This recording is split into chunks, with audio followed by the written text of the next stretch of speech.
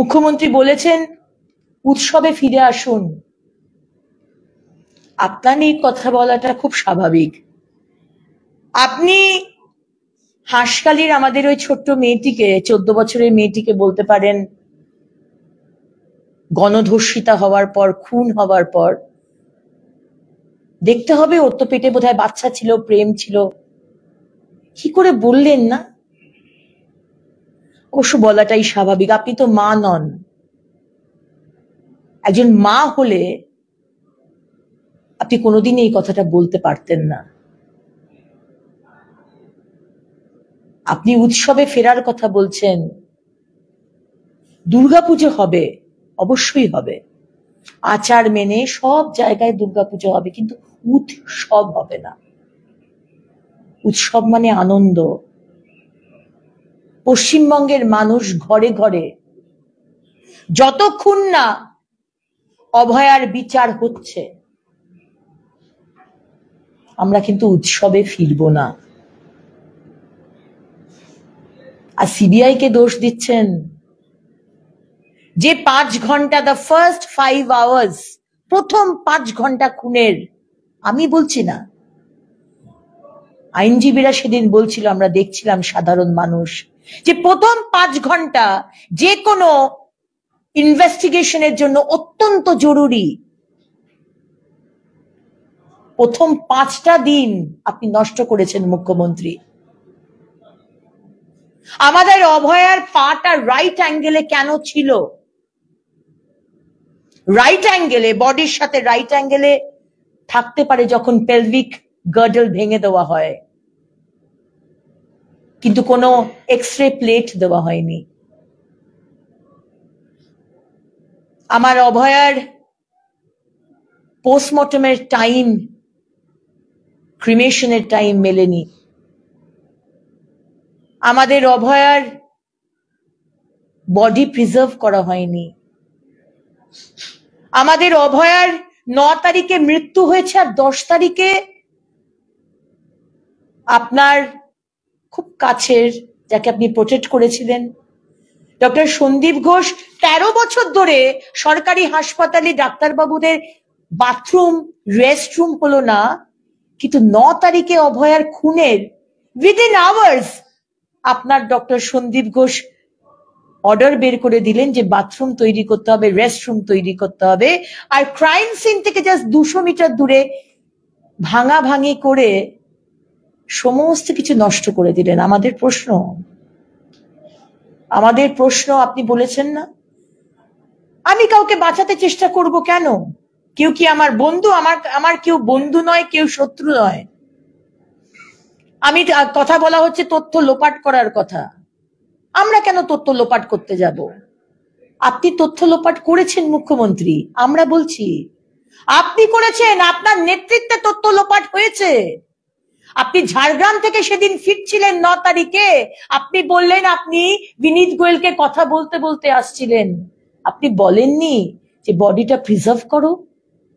আপনি বলেননি 6টার পরে পোস্টমর্টম করা যায় না?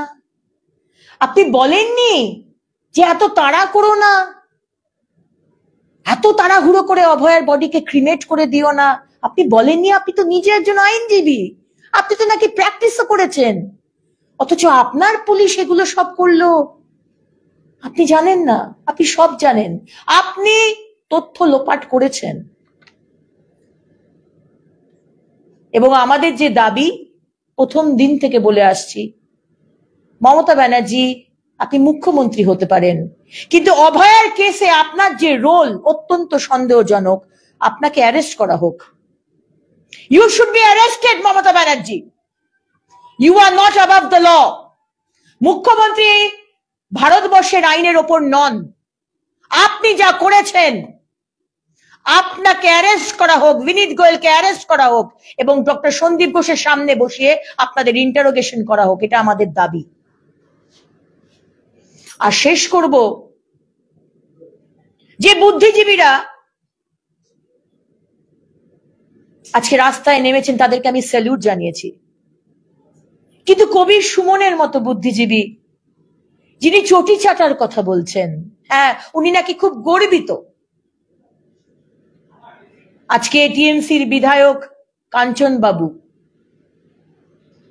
বা আমাদের নোবেল প্রাইজ জয়ী আমাদের অভিজিৎ বিনায়ক বন্দ্যোপাধ্যায় এবং অমর্ত্য সেন। অভিজিৎ বাবু, আপনি তো মহিলাদের এগিয়ে আসা, মহিলাদের সশক্তিকরণ নিয়ে অনেক কথা বলেন।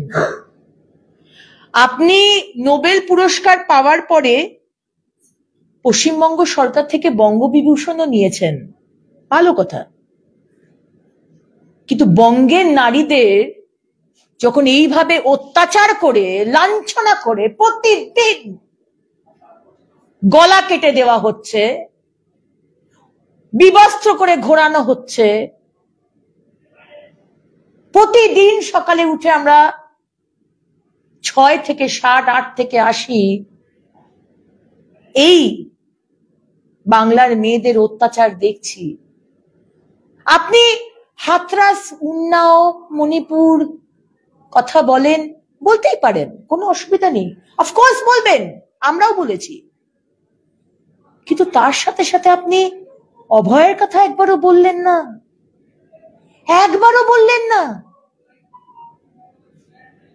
আর অমর্ত্য সেন বাবু, আপনি বলেছেন কিন্তু গোল গোল গুলিয়ে গেছে যে কথা বলতে চেয়েছেন বা যেটা গেছে পাবলিকের কাছে।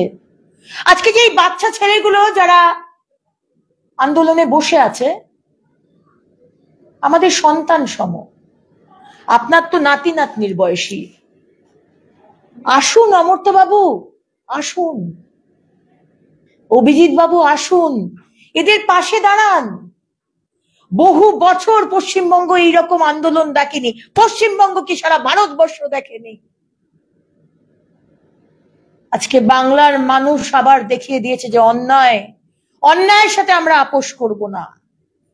সে যেই হোক না কেন, তুমি মুখ্যমন্ত্রী হতে পারো, তুমি যেই হতে পারো, কিন্তু অন্যায়ের সাথে আমরা আপোষ করব না। তাই আসুন, যে বুদ্ধিজীবীরা এখনো বাড়িতে বসে রয়েছেন এই আশাতে যে এই সরকার টিকে যাবে আর সিন্ডিকেট, টিএমসির চালানো সিন্ডিকেট থেকে কিছু টাকা আপনার রোজগার হয়ে যাবে, ভুল ভাবছেন, ভুল ভাবছেন। জনজাগরণ হয়েছে, মানুষ জেগেছে, রাস্তায় নেমেছে, এর শেষ আমরা দেখে ছাড়বো। এবং পুজোর সময়তেও বললাম দুর্গাপুজো হবে, কিন্তু আন্দোলনও চলবে। আমাদের ভিডিও ভালো লাগলে লাইক এবং শেয়ার করুন, কমেন্ট সেকশনে গিয়ে জানান আপনাদের মতামত। আরও ভিডিও পেতে আমাদের চ্যানেল সাবস্ক্রাইব করুন এবং প্রতি মুহূর্তে খবরের আপডেট পেতে প্রেস করুন বেল আইকন।